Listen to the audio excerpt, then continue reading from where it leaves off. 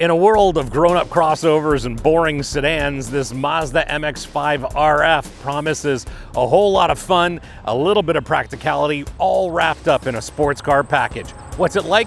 Let's go for a drive. I'm your host, Brian Max, racer, lover of driving fast, fun things, and on this channel, you get reviews for drivers from drivers. Now, the MX-5 has been with us for quite a while, but it's time to revisit this RF, and it really hasn't been my favorite, primarily because of this wind noise. But some people like this for a bunch of reasons, and before we get into what this RF is like to drive, let's have a look at it in a little more depth. There have been a couple of changes since the ND2 update, but mechanically this is the same great MX-5 recipe that we know and love. Under the hood, it's still the 2-liter Skyactiv G 4-cylinder making 181 horsepower at 7,000 RPM and 151 pounds of torque at 4,000 RPM. There is now an induction sound enhancer, 6-speed manual transmission, which comes with the limited slip diff. The automatic is optional and doesn't get the limited slip diff. Double wishbones at the front, multi-link at the rear. This one is standard equipped with Bilstein dampers. The standard brakes are 280 millimeter rotors. Brembo calipers are optional. This does have kinematic posture control, more on that later.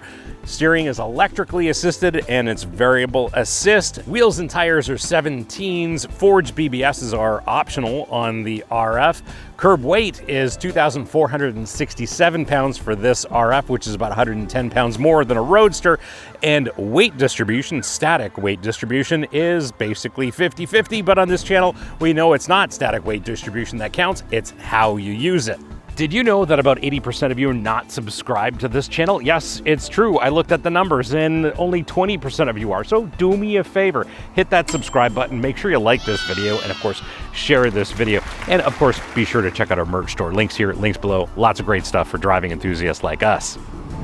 Seating position is still standard MX-5 with the seat nice and low on the floor, and now since the ND2 update, we do have a little bit of adjustment in the steering column, which is a nice thing to have, but generally anybody can be comfortable here, have a great relationship to the steering wheel and to the pedals, and everything is truly oriented toward the driver. This is absolutely a driver's car, and Mazda has not cut any corners when it comes to the driver interface. The pedals are laid out perfectly and the steering wheel is shaped perfectly. The gear shift is perfectly within reach and it's got great throws. We'll talk about how all of this works a little bit later, but the entire interface here is just perfectly oriented towards the driver. The instrument cluster, simple, straightforward, very easy to read. You've got a very large tachometer right in front of you, and the speedometer is secondary. And after that, second level ergonomics are simple and straightforward as well. Common controls with other Mazdas on the steering wheel, and the climate controls are also just simple dials, very easy to operate. The only thing I may complain about is the infotainment system. I'd argue that the MX-5 does not need an infotainment system at all, because this is a sports car after all. Although the RF does imbue the MX-5 with some everyday practicality, I think this car really doesn't need an infotainment system. Secondly, it's a little bit outdated. It seems to still be the original system that joined us when the ND was new. This car doesn't have the optional Recaro buckets, which are a little bit more aggressive in terms of their bolstering, but they're straightforward enough, very comfortable. I still advocate for the base seat, which not in the RF though, I don't think, but in the regular Roadster MX-5, they are cloth. Here we have leather, and I just prefer a cloth interior all day long. And you may want to check out our old Base is Ace episode with the MX-5 Roadster and its base trim. It's a lovely, lovely car. Makes an argument for not getting into the upper trims in the MX-5 range. In terms of spaciousness, you know the deal. This is a two-seater. There's a little bit of storage here. There's not much in there at the moment. There's some storage here between the seats. The trunk is small. Maybe will fit 2 carry-ons and another bag at most. And there is no glove box whatsoever. There are no door pockets either. Since the RF does give the MX-5 some day-to-day practicality with the hardtop, making it a little bit more secure and a little bit more livable on a day-to-day basis, you'd like to think that there's a little bit more storage space, but alas, there is not.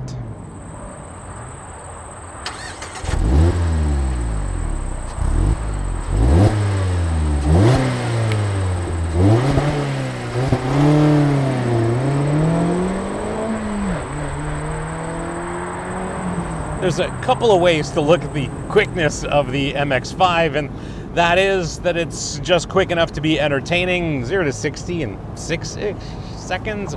Not quite sure. It doesn't really matter. This is not about the numbers. This MX-5, other than the name, is not about the numbers at all. And the thing is, with an MX-5, you can drive it mostly flat out almost all the time without worrying about getting into trouble. You can use a lot of the throttle and a lot of its outright handling and not worry about getting into trouble. And the reason is it's not 300 or 400 horsepower, it's not ridiculously quick in a straight line, and it doesn't have super wide grippy tires, so its limits aren't the highest either. But this does make a wonderful dance partner in the corners. With this 2-liter Sky Active G, what I've done on this drive is spent some time getting to know it a little bit better and running it all the way to redline, which is actually rewarding. With the ND2 update, all that additional power is made at the upper end of the rev range, so it's definitely worth sort of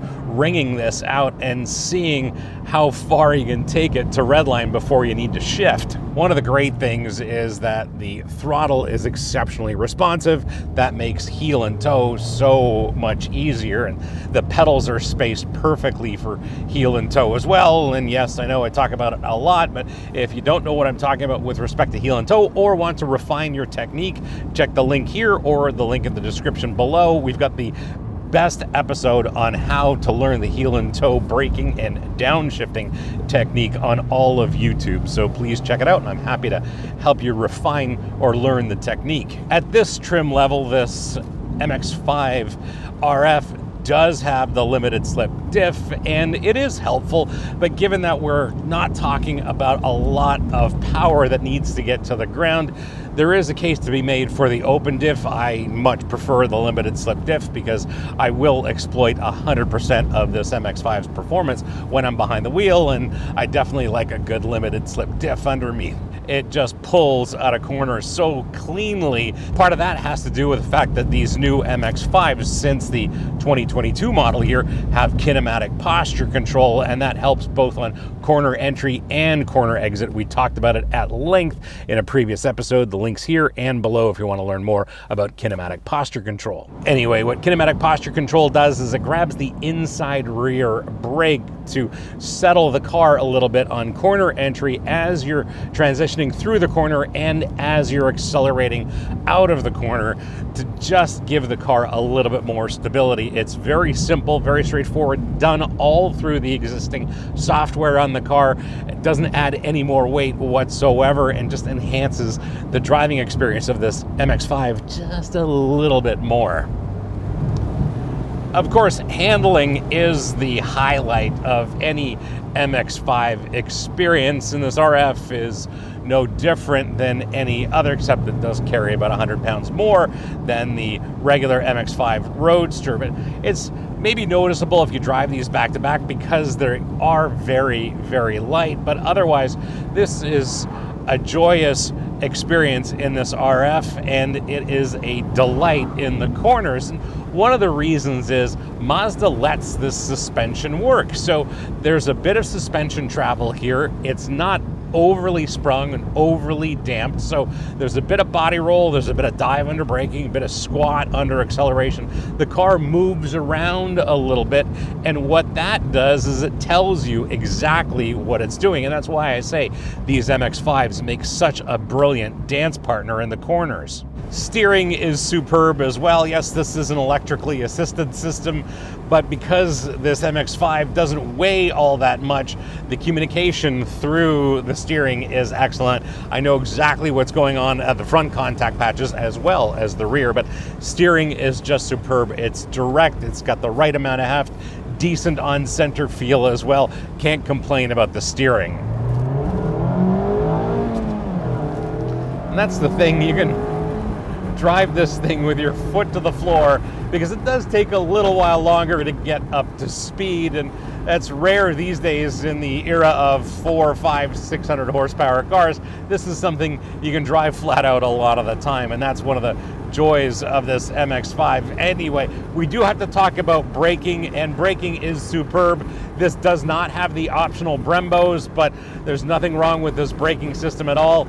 This is kind of a situation where some people think that you need the Brembos, but you actually don't. They just offer a little bit more positive pedal feel, but in day-to-day driving and in terms of playing with this MX-5 at its limits, you really don't need those Brembos. Yes, they're a nice thing to have, but are they essential to enjoying an MX-5 driving experience? No, absolutely not. What I really enjoy most about this MX-5, and even though it's the RF, not necessarily my favorite in the MX-5 range, is that it's so small and so light. It changes direction so quickly that it's unlike any other driving experience you can find today. How do you spec yours? Well, this is a fun question to answer, but first things first, this paint color, this is Zircon Sand Metallic, and we've seen this on some other Mazdas for the 2023 and 2024 model year. I'm not so certain it's the right color for an MX-5, but we'll deal with that in just a moment. What you are looking at is the Grand Touring model in the US with the GT in Canada. Base price in the US is $35,750. plus $395 for this paint for a total of $36,146. In Canada, it's $44,000 plus $250 for the paint for a total of $44,250 before freight and local taxes. The cool thing about the MX-5 RF specifications is that if you get the manual transmission, you're also getting the limited slip diff. Also, on the manual transmission equipped RFs, you do have the option of adding the Brembo brakes, BBS wheels, and Recaro seats. Can't get that on the automatic version, so that's all a good thing. The question is, however, whether you want those things and whether you need them. I kind of still dig a base specification. I don't really care for the leather interior. I would much rather have a cloth interior like you can get on the Roadster, and for that reason, I tend to gravitate towards the Roadster. I like the Roadster driving experience a little bit more than this, but in terms of speccing your RF, because if you are looking at an RF, you're looking for something with a hardtop. I get that. I understand why people buy these things. In terms of speccing yours, you have to decide whether you want the Brembo brakes, BBS wheels, and Recaro seats. And in some cases, it's not necessarily a bad thing because those brakes, especially those brakes and the lighter wheels, make a little bit of a dynamic difference. So when it comes to your RF driving experience, decide how important those things are and tick those option boxes appropriately.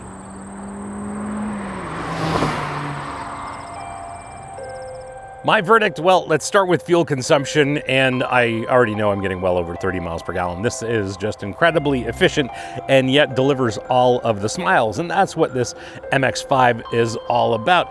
As for this RF, I get why people buy them. I still prefer the Roadster for a bunch of reasons. It's not really the weight of this roof and its mechanism. I really don't care about that. We are talking about a road car, not a race car. But I love the simplicity of the soft top. This just makes a little less sense for me, but if this is your daily driver in a busy city like where I live, well, you probably want the security of a hardtop, and it's maybe a little bit more weatherproof as well.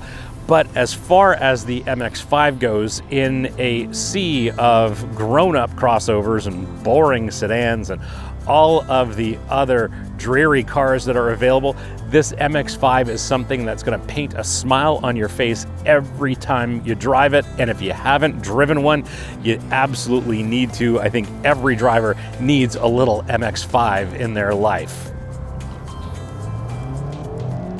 Thanks for hanging out with me today and having a look at this 2023 Mazda MX-5 RF. Hope you liked this episode, and if you did, you're not new to YouTube, you know what to do. Smash the subscribe button, turn on your notifications, like this video, and as always, sharing is caring. So please share this with your friends, especially on Reddit, because on Reddit, they really need to see reviews for drivers from drivers. If you have any questions or comments, please leave them in the comments below. I'll get back to you as soon as I can. If you want to support the channel, please hit up our merch store. Links here, links below. Lots of great stuff for driving enthusiasts like us, including our very popular line of Save the Manuals merch.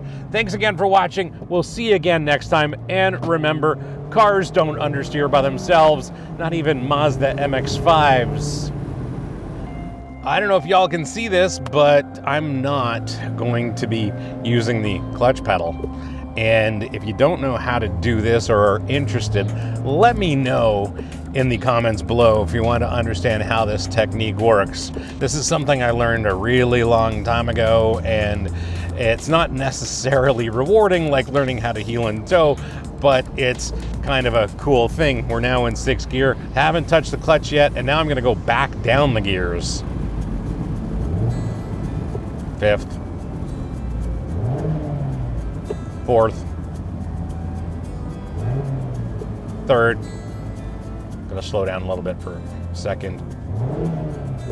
And if I really want to slow down to a crawl, I can actually put it in first without using the clutch pedal. Again, let me know if this is something you're interested in learning about. I'll put together a complete episode that breaks it all down for you.